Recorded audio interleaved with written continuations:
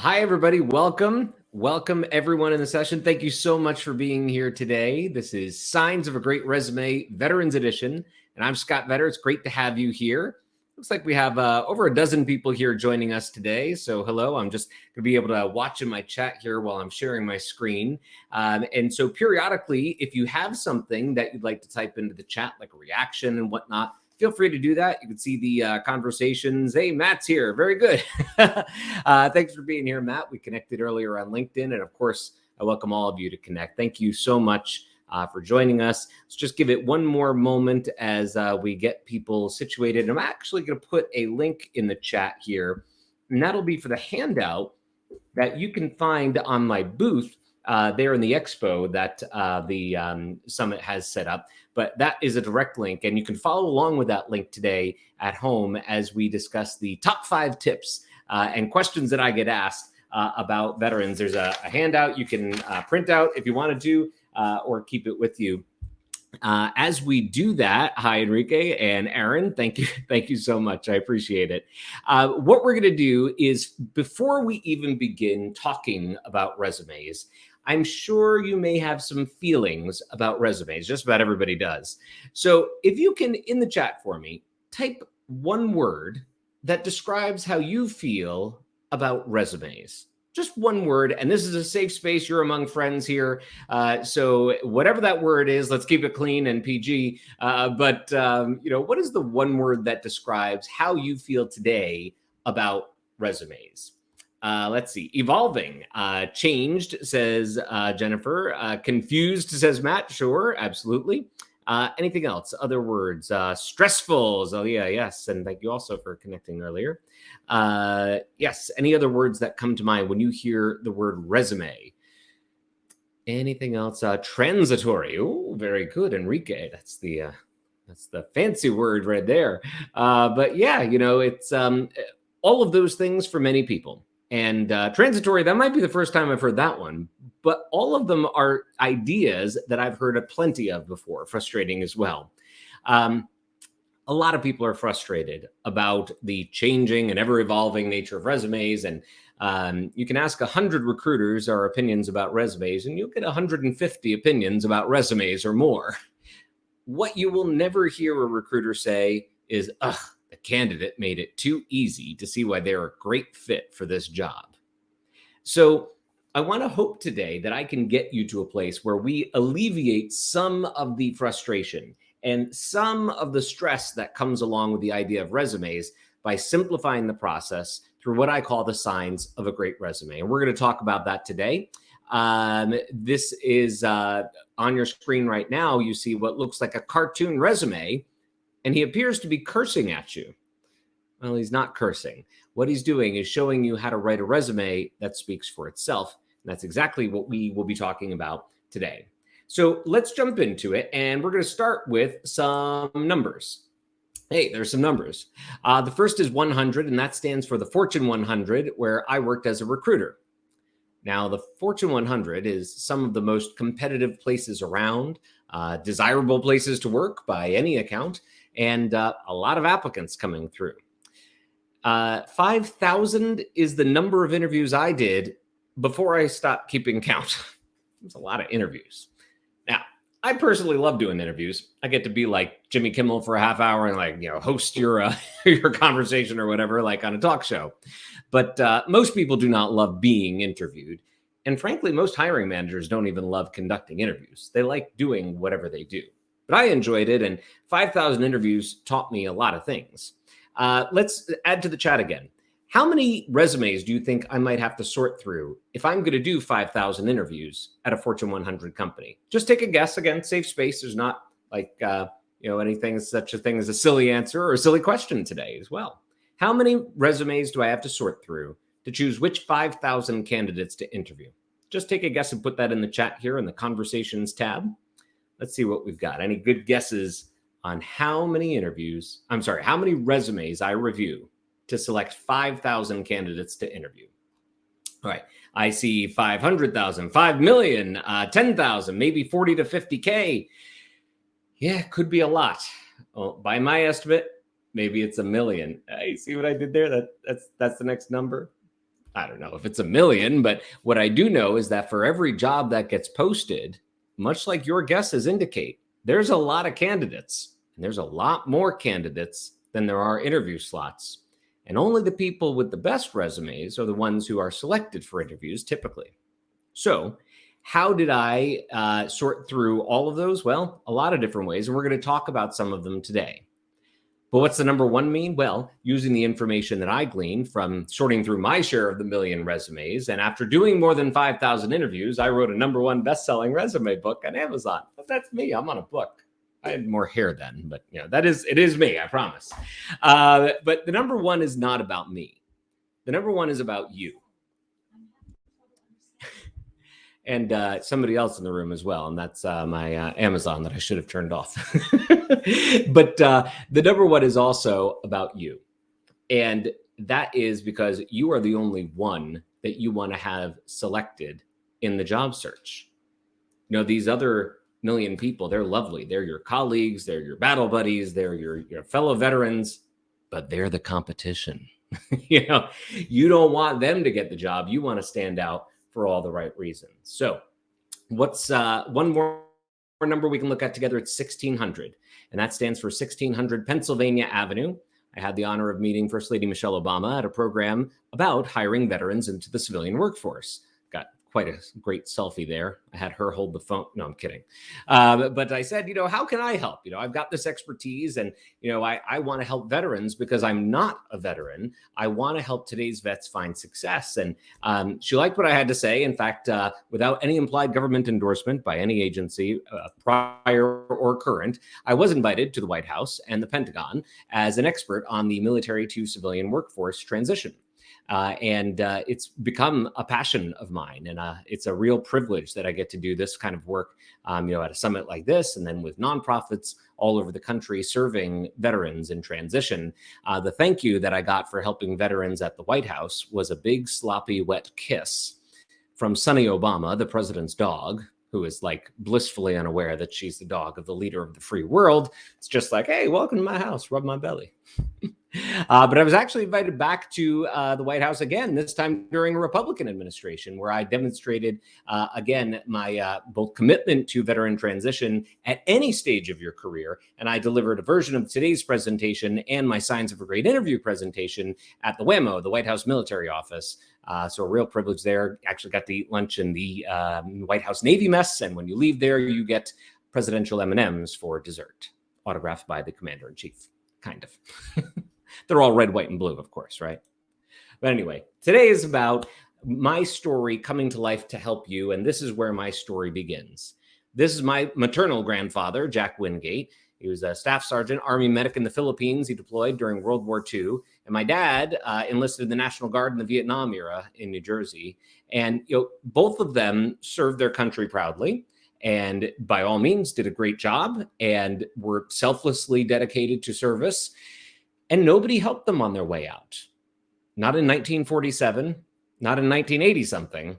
And when I hear that today, some veterans still struggle in transition, it kind of drew me to the cause. And that is why I have become an expert in this space, and why we are here today to talk about all of you. And what I want to talk about is what you're seeing on the screen here, what most recruiters' desks look like, virtually or with actual paper.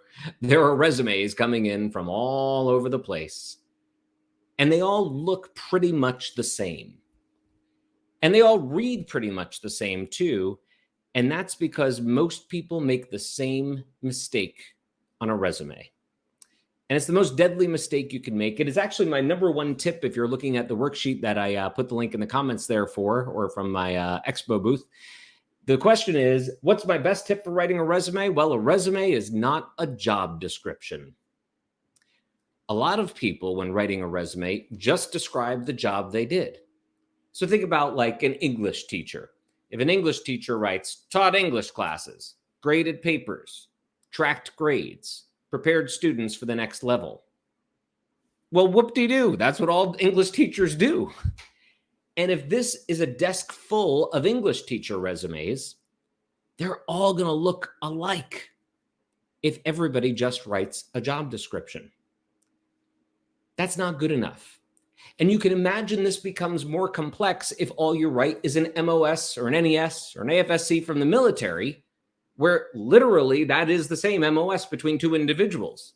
Every 11 Bravo has the same MOS, right? You know, that's just copying and pasting is not going to be helpful, because I don't want to just hire some infantry soldier, some intel analyst, some officer. A job description is a mistake on a resume because it just describes a job. The most important filter I want you to put on your resume is probably this. Yes, your name is at the top, but this resume is not about you. It's about what you can do for me, the prospective employer. And everything you write must be filtered with that in mind first. And it means that there may be things in your career that were significant and you're proud of them and they made a real difference in the world. Well, great. I am glad you did them. And if they don't relate to what you can do for me, or they're just a job description, you might not need to tell me about it. And that becomes a powerful first filter for you to use. The very simple way you use that filter is you read a bullet, a statement, a word on your resume, and you ask yourself simply, so what? What is the prospective employer going to do with this information? And if you can't answer the so what, and you know you pretty darn well, how the heck am I supposed to answer it if I'm the employer? What you see on this screen is real life for recruiters every single day in companies all across America, and I would suggest all across the world, because people are just writing job descriptions or talking about things that are not relevant to the recruiter. The way to stand out is to use what I call the signs of a great resume, and then your resume will pop out from everybody else's. So let's dive into this a little bit further, and we're going to make this very personally about you. Here's a test that you can put your resume to very easily. Just cover your name at the top. If it could apply to anybody else, what you've got written there probably is not good enough. You might be making the biggest mistake on your resume. You might not be telling me what you can do for me. You might just be recanting your job description or your MOS. That's simply not good enough.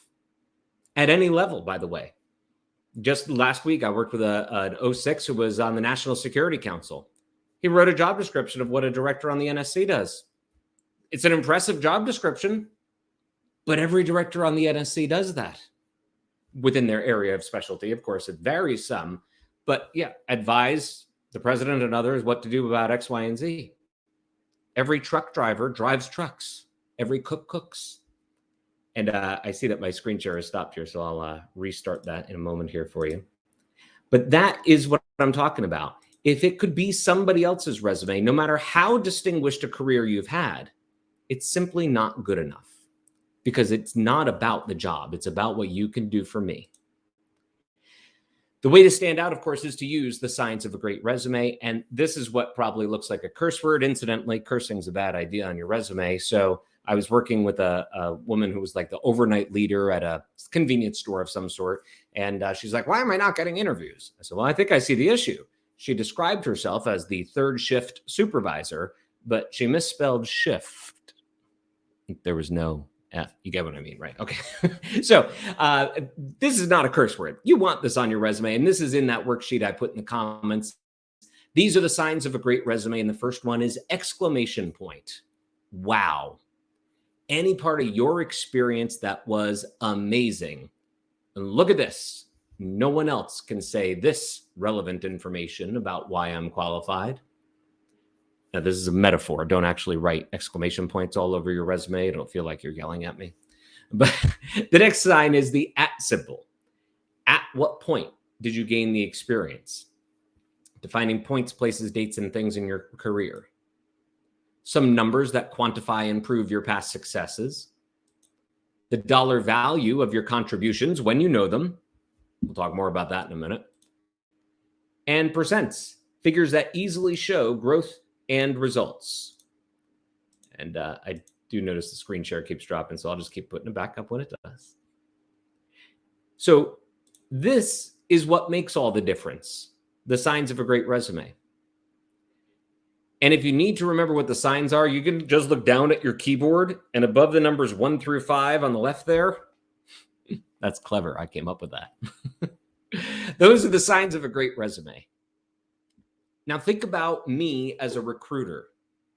Don't I want to know what you did that was the best? Wow, nobody else could say this. Is it important for me to know at what point you gain the most relevant experience for the job? And don't some numbers and dollars and percents help to quantify what makes you a particularly great fit? Isn't it better when your resume is full of this? I have props too. So these are the signs of a great resume. And I'll keep this sign over my shoulder here so we can be reminded of it throughout the time. But let's go back to an example. And if you are posting for a job like this, let's look at what is important to the recruiter and see how we can use the signs of a great resume in the civilian workforce. So this job posting example is for a wireless communications tower technician. In the job posting, the recruiter is telling you, here's what I need. Can you please tell me that you're able to do these things? You got to have experience leading crews of up to 5 people, able to operate complex machinery, communication skills, maintaining documentation, and by the way, climbing up a big tall cell tower, which immediately disqualifies me, but I'm thankful there are people that are capable of doing that. This is the answers to the test. It's in the job posting.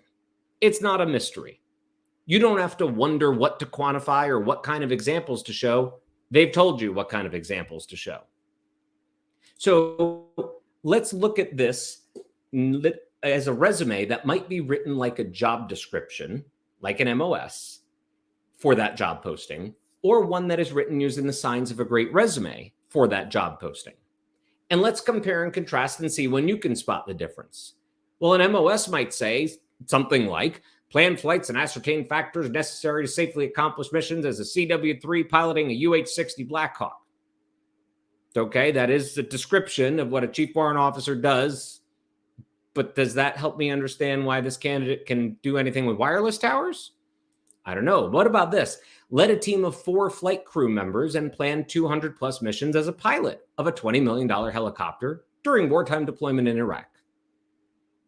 Instantly, it's clearer, and you can see how the signs of a great resume are bringing the story to life. Supervised loading of aircraft to ensure load stability, balance, and adherence. Yes, I hope that the pilot did that. But what if instead the pilot says communicated verbal and written safety instructions and reduced the turnaround time between flights 20% by identifying efficiencies in documentation processes? There's a difference. Performed aeromedical evacuations. Yes, you may have. But what about performed life-saving medical evacuations using a rescue hoist at heights of over 100 feet? And then, by the way, got a medal for that as well. On the left is just the job description of what a UH-60 pilot does. On the right is using the signs of a great resume to write a resume that speaks for itself. Now, if you really want to see if this is effective for this particular job posting, all you got to do is set them side by side. As we look back to the job posting, supervising crews of 2 to 5, the pilot says can lead for flight crew of 4. Excellent verbal and written communications. Communicated verbal and written safety instructions. Maintaining documentation, not just maintaining it, making it better 20%. And able to climb tall structures. Well, dangling 100 feet out of the side of a helicopter, or at least flying one, definitely qualifies you there. So you can see how this particular candidate is one that's going to stand out to a recruiter on their resume based on the requirements of the job. Because this candidate, this pilot, is now writing about what the pilot can do for me in the wireless world and not what he or she did for the Army, Navy, Marine Corps, whoever, and their country. That makes all the difference. I do see Matt's question there about certain format, columns versus full page. If the first advice you get from somebody about your resume is about how it looks, you've asked the wrong person for advice about your resume. I really don't care how it looks, as long as it effectively conveys the information I need to see. The best way to convey that is with the signs of a great resume. So we're going to move on from this because we do have a short amount of time together, and we'll get through each of our tips, and then I'll do some Q&A at the end as well. So if I don't get to your question along the way, then by all means, I will get there during the Q&A section at the end, which I hope we have some time left over for. So let's go back to our next tip. And the next question I get is, hey, how do I talk about the military so civilians understand? And my easy answer is, talk to them like they're 11-year-old children. So you have to pass what I call the smart fifth grader test with every word you write on your resume. And there are just 3 simple questions on the smart fifth grader test. The first one is, are you using easily understood terms? Words that any 11-year-old child would understand. Now, I'm not just talking about acronyms. I'm looking at you, Navy people. No, I mean, everybody's got their acronyms, right? I understand that. It's not just the Navy, although you guys tend to do the longest ones that I've seen, at least. But I'm also talking about words that you use every day that mean different things to civilians. So, for instance, if you say deploy and you mean get sent somewhere, I think you mean how parachutes work or something, right? If you say joint and you mean interagency, I think you mean something about arthritis or marijuana.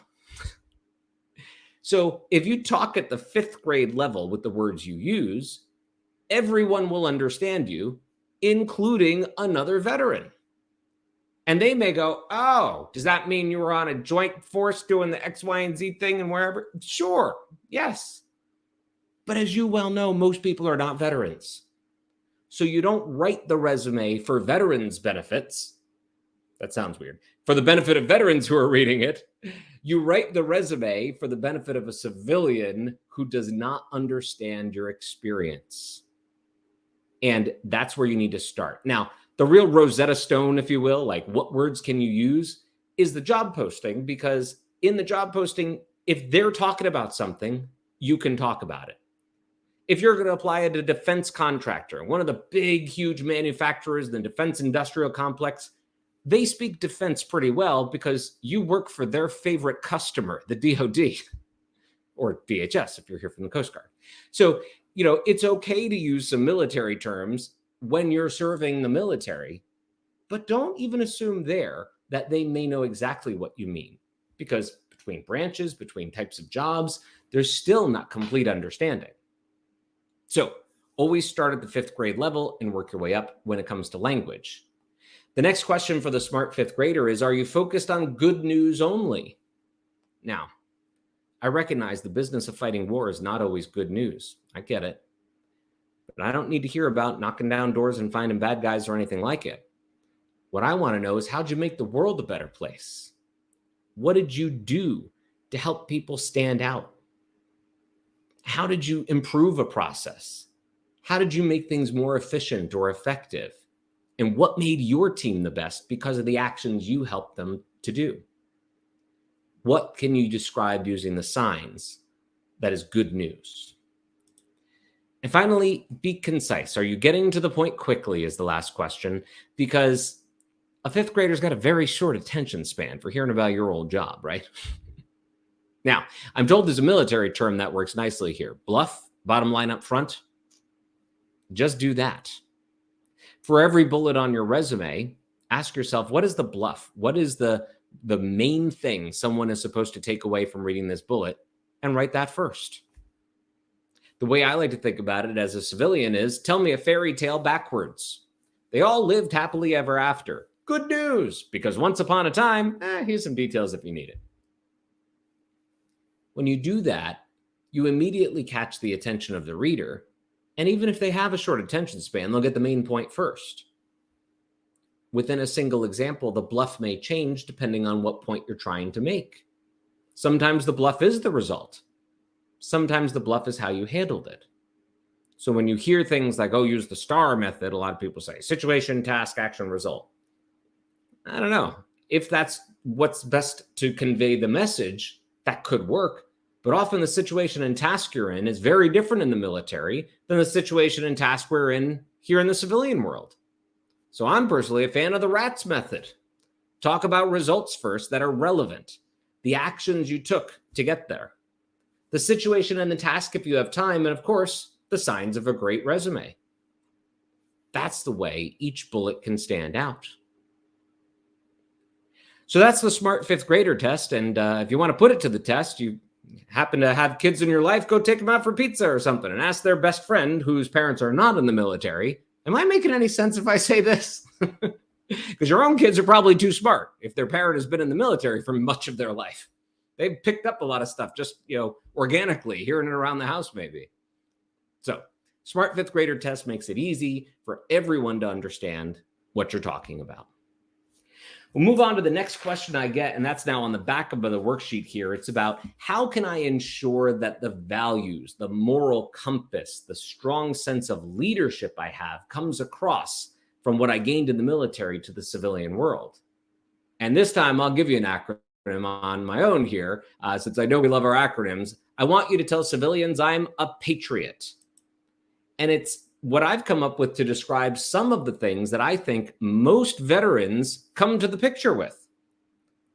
And I think it's pretty universal across veterans, although you do these in your own way in a certain job and certainly in your own style. But I think it's true that most veterans can say, I possess values. I am accountable, trainable, respectful. I take initiative. I'm on time, and I'm a team player. Think about all of the values of your branch: honor, duty, leadership, and the acronym in the Army. All of those things that come part of the package from the day you raise your hand to enlist or commission in, that you're developing, that are part of what make you a great service member, are also part of what will make you a great leader in the civilian workforce. And I don't necessarily mean manager. I just mean demonstrating leadership every day. These qualities, the patriot qualities I'm describing here, are things that I think every civilian employer would want to have in every civilian employee. And I think veterans just bring these almost by default until you prove me otherwise, right? But civilians may not recognize all of these things. They may not recognize how a value around your service comes to life in the way you work until you tell them. So what does commitment look like to you? What does duty mean? Now, I wouldn't use the word duty maybe, but I might use something about a sense of commitment and building engagement with your team, fostering a culture where everyone feels like they can belong. Working, across cultures, the being a team player in the military, that looks very different in the civilian world, because maybe civilian teams look very similar based on a certain geography or a certain type of company that needs a certain type of education. And there isn't necessarily always the diversity that you may have seen in military teams. And that includes working internationally, by the way.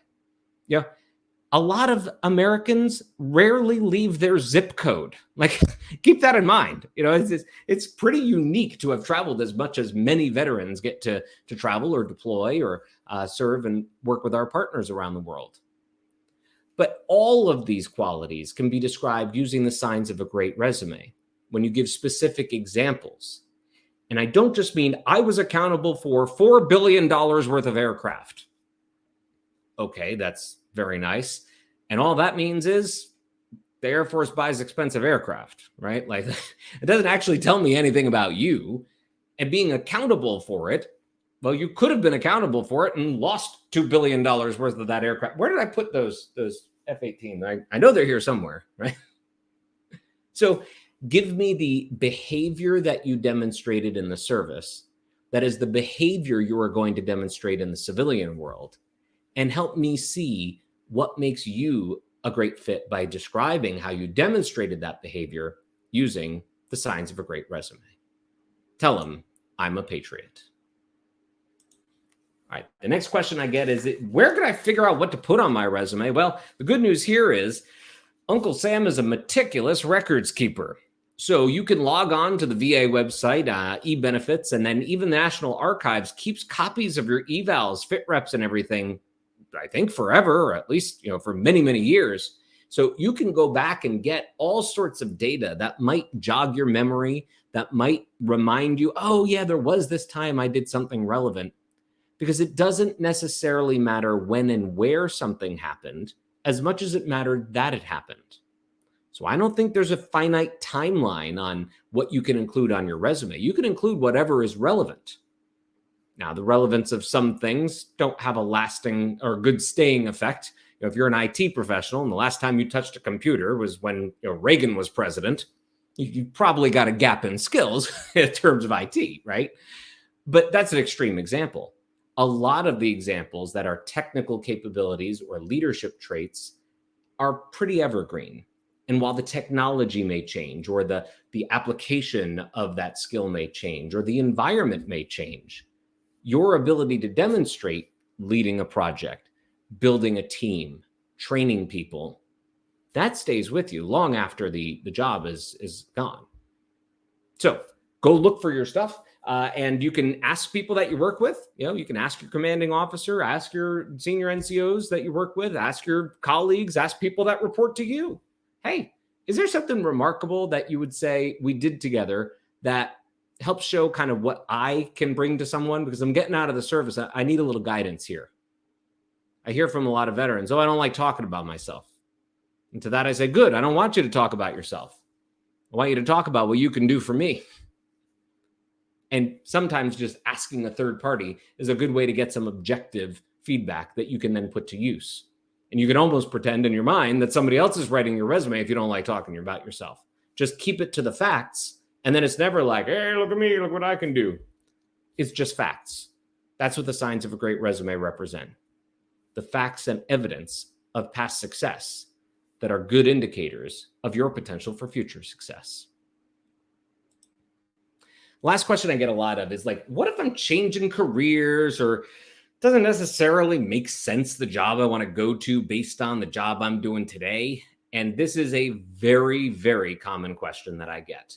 To think about this, let's put our minds or in the place of the recruiter again. And I think most recruiters are going to have one of two basic reactions when they pick up a resume. The first reaction they might have when they pick up the resume is, oh, duh. Of course I want to talk to this candidate. They do what we do. I understand that I value their experience, and I was kind of hoping they'd be the one to apply. Great. Go with that format, job by job and place by place, because that's what they're picturing. And for many candidates, if the reaction is not, oh, duh, I want to talk to them, the recruiter's impression might be, huh? You want me to talk to them? Really? Why? I don't get it. What does a Special Forces Green Beret do even? I don't understand what that is. Because there's not a lot of people sitting around corporate America going, who would be the perfect candidate here in a strategic communications job is a Green Beret, right? Just as an example. They're equally not sitting there thinking captain of a destroyer, aircraft engineer, any number of things, hospital corpsman. Even at a hospital, they might not be thinking a hospital corpsman is what they need because they don't know what a hospital corpsman is. So sometimes the trajectory of your job is a match, and it's very nice. You want to work in the intel world, you come from the intel world, great. Talk about being in the intel world. And that setup is usually called a reverse chronological format. Here's the job I do now. Here's what I did before, and here's what I did before. If you want to stay in the defense world, or you're a JAG and you want to remain a lawyer, you're a lawyer. I've met people whose job title is not comptroller or finance manager, but who manage finance. And that's all they do in the military is the numbers. This might make sense. IT professionals, this might make sense. And for Navy SEALs and door preachers and submarine mechanics and EODs, this is not going to make a lot of sense to many people in the civilian world. Because you could say EOD till you're blue in the face and explain that it means explosive ordnance disposal. And it's not going to help civilians. They're going to go, the bomb squad, isn't that the police's job? What am I going to do with that here at IBM or wherever? So you may want to instead go with what I call a greatest hits setup of your resume, where you talk first about the kinds of traits you possess that are valuable to the civilian, and you give examples using the signs of a great resume of how you've done it. Now, this is a little bit like a functional resume that I'm talking, and I know you have probably heard, don't use a functional resume. Fine. If somebody has told you that directly, don't hand them anything that looks like a functional resume. But I think the problem most recruiters and hiring managers have with functional resumes is not the setup. It's the lack of context. Some people will just list skills like this that you see here and some examples and go, and guess where I worked? It's not helpful. So if you do this setup where the bulk of your resume is organized by type of skill you have, and I just have 3 examples here. This is not the examples you should use. You should use what you're good at. In this person's example, they've developed and led teams, they influence executives, and they've done international operations. Maybe this person was a FAO, a foreign area officer.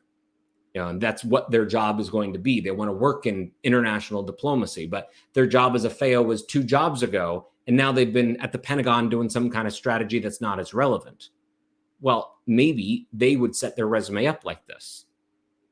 And they would talk first about how they've led teams around the world. Maybe they would even put international operations first if they want to work in foreign diplomacy jobs or in just international business. Because again, most Americans don't have a ton of international business expertise. A foreign area officer certainly would. If she's been working at embassies all over the place, or he's been, supporting diplomats around the globe. So this kind of setup can help you overcome people's reaction to your job and get them first going, oh, duh, these are the skills I want. Oh, look, this person's got great examples of those skills. Now we're in business. So these are the signs of a great resume coming to life. And I give even more details, of course, in both of my books. My newest book out is Signs of a Great Interview, Veterans Edition, where you can use the same signs, but now to help tell a story about what it is you bring to the civilian workforce during a job interview as well. I also hope that you will connect with me. We can do that now through LinkedIn, and on my profile summary here on the summit, you'll see that there's a LinkedIn Connect. But if not, then just find me. I'm the Scott Vedder who does the resume bit on LinkedIn, and we can connect there. But I also told you I wanted to take some time for some Q&A, and before we do that, I want to go back to the chat, and I want to ask you, what is a word that describes how you now feel about resumes? What's a word that you would say describes something you have learned today or have a different perspective on resumes based on this conversation? Just one word. That's all I'm looking for. Go ahead and add that in the chat, in the conversations tab there in chat. What's one word you now feel about resumes that you didn't feel at the beginning of this presentation, perhaps? Let's take a look. Doesn't have to be a fancy word. Doesn't have to have changed your life this morning. Ambitious. Okay, Aaron, I appreciate that. That's very good. I like that. What's another one? What's another word that describes how you now feel about resumes? Let's see. I have structured. Okay, very good. Yeah, giving you this kind of outline and way to think about resumes is hopefully helping to organize some of your thoughts in a way that can help you no matter what path you take with it. I've intentionally not shared a format or a template here because I think you're going to get to your own where it's like, all right, this kind of works. As long as it's not distracting, it doesn't really matter to me what it looks like. I'll go ahead and take a couple of questions that I see here from Lucas. What are tips and tricks for crafting a resume that will make it past the ATS? How do you beat the box? All right, so beat the box is kind of a slang for how do I get past the applicant tracking software, the ATS, or talent acquisition software, the TAS, some people call it. I will tell you the surefire way to beat the acquisition software. Do not be in the acquisition software. It's very easy. Just break the system a little bit. And what I mean there is the best way to apply for a job is not to apply for a job. The best way to apply is to network. And I want you to reach out to people in your network, veterans that have come before you, and start building that conversation. They don't have to be veterans, but that's certainly a smart place to start because you've got that in common with them. And this conversation starter is easy. I do one-on-one consultations with a lot of veterans through many nonprofits and otherwise. They often ask me like, oh, well, I just don't know anybody who works at company X, and I'm an Army officer. What am I going to do? So live with them, I'll usually type company X, whatever company that is, West Point, and LinkedIn, just into Google. And it's going to find the Army officers. Doesn't matter if you went to West Point or not. If you want to find Army officers, you type West Point. Most people who went to West Point have been an Army officer. So now I find people that have that Venn diagram filled in, and you're having a conversation that is a lot more helpful with somebody who already is wanting to help you. The conversation to ask when you connect with them is simple. Can I get a little guidance, fellow Army officer, fellow Navy veteran, fellow Space Force guardian? Let's be contemporary with our examples here. The ask is just for information. You're not asking for a job. In fact, you should start this process. If you listen to the presentation earlier from TAP, you should start this process very early on and start building relationships long before you need them. My personal point of view is you should start thinking about your transition the moment you raise your hand to serve. You should be focused on your mission, but in the back of your mind, always have, hey, at some point, I'm going to get out of the military, because everybody will leave the military at some point. So you may as well be building a plan along the way and a network too. So that's beating the ATS by circumventing the system a bit. It's not really circumventing if what you're doing is building legitimate relationships for the purpose of learning and helping people understand a little about what you can do for them while you're learning a little about the company. Because here's how it works. You talk to somebody who's a veteran. She goes to the boss, who's someday going to have an opening, and starts building a relationship with you. Maybe you get to meet the boss, and then the boss has an opening. Let's call her Sally. Sally comes to my office in recruiting and says, Scott, I need to hire somebody. I'm going to do some interviews. I'm going to talk to this person I already know, but go find me somebody else. And then I do the job posting process and the ATS and all of that nonsense. Now, you can apply for jobs. I'm not discouraging you from applying for jobs. Certainly you can. That process does work. Otherwise, we would stop posting jobs. We're not just doing it for fun. It is not a fun process for us either. But when you tailor your resume to match your examples to the qualifications that somebody is looking for, that's what the ATS is looking for too. It's not magic, it's math. How often is the person talking about what's important to Sally, the boss? If these things seem to align, you're going to pop as, hey, this might be a good candidate. And by and large, when you talk to recruiters, they'll tell you they're still reading that resume with their eyeballs. They're not just trusting some AI to do it. Now, what they might do is use a system to do some knockout questions like, are you a CPA? No, you cannot be my accountant. This process ends for you. You don't need a recruiter's eyeballs to see that. So there are ways that the ATS becomes a helpful tool to filter down information. But the best way to stand out is to use the signs of a great resume. Here's my sign again, to write a resume that speaks for itself. And that's how the ATS works. I saw another question. I'll get Luke. You had a couple in there, Lucas. Okay, so the other one is about, do you have any advice on resume length relative to professional experience? A 22-year-old with 2 jobs under his belt, probably not a 3-pager, I'll agree. A retiring admiral might be underselling with a 1-pager. Your thoughts? I get this question a lot too. Does size matter? Not really. What matters is how effectively are you telling me what you can do for me? So I think for most people who have under a decade of experience, you may not have 2 full pages of information to share that are very specific, that use the signs of a great resume, and are limited to what you can do for me. This, as in your example, like a 22-year-old with 2 jobs. And I think most people with more than a decade of experience, it's kind of an arbitrary guideline I've got. It's not a real hard number on it. It's really hard to say what you've done in your life on an 8.5 by 11 sheet of paper, just by the mechanics of how you have to write it down. So I think 2 pages is fine. And here's the other thing I'll tell you. If you come across somebody who says, I hate 2-page resumes, but I love their experience and I'm still going to talk to them, you can send them to me to complain about your resume. Just refer them to my LinkedIn account and they can complain all they want about 2-page resumes. If you hear someplace has a very strict rule, like we will not accept anything that is not a 1-page resume. Number one, they're teaching you something about their values. Number two, if you want to work there, you do have to play by their rules. So I'm not telling you to break their rules, but very, very, very few companies are going to be that specific. Most companies would just rather hear what you can do for them.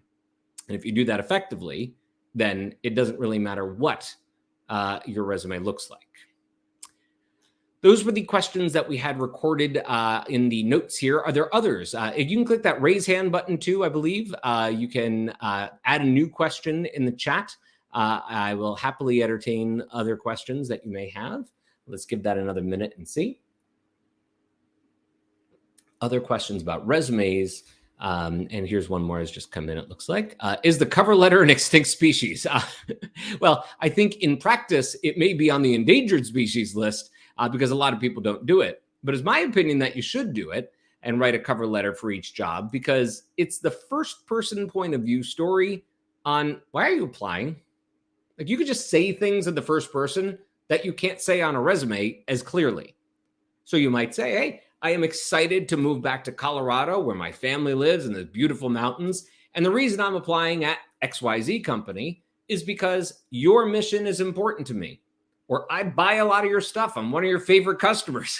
Like whatever that first person point of view is. I want to work at this nonprofit because you serve people like someone in my family. Let me tell you a story about a relative who's served by your services or touched by people doing work like yours. Why not tell that story?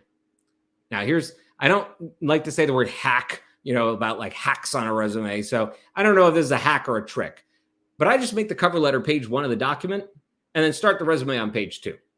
Then you only need to submit one thing. A lot of the application systems will let you select and upload 2 things. But now you're giving me 2 things to do. I've got 2 documents to download, 2 documents to read, 2 documents to send to the hiring manager, and I'm not going to do double work if I don't want to. I might skip the cover letter. But if you just make it part of the resume document and I don't want to read it, I'll just scroll past the cover letter or flip the page and start with the resume. Doesn't really matter to me, but I think you'd be remiss not to tell that story if you have the chance to. So great questions, Lucas. I really appreciate that. Thank you. Any other questions? I think we have just a couple minutes left here, and we'd love to hear if there's any other things on your mind that we have not yet discussed that you still want to ask. Again, a safe space. While I'm waiting for those to come in, I want to give a special shout out to Jordana to really thank you for pulling this all together. Quite an impressive lineup of speakers that you've lined up and quite a great amount of talent that I've seen all day long in the sessions and really people getting a lot out of this experience. So congratulations to you for everything that you're doing at Recon and also for the Veteran Employment and Transition Summit. Real privilege for me to have been here with you today. And I thank each of you for what you're doing out there. I hope you do connect with me on LinkedIn. Let's stay connected. I've got more tips on my website at scottvedder.com. And of course, keep me posted on the journey because I just can't wait to hear what you do next. So thank you all so much for coming today. Have a great day. And here's wishing you a career that is full of this.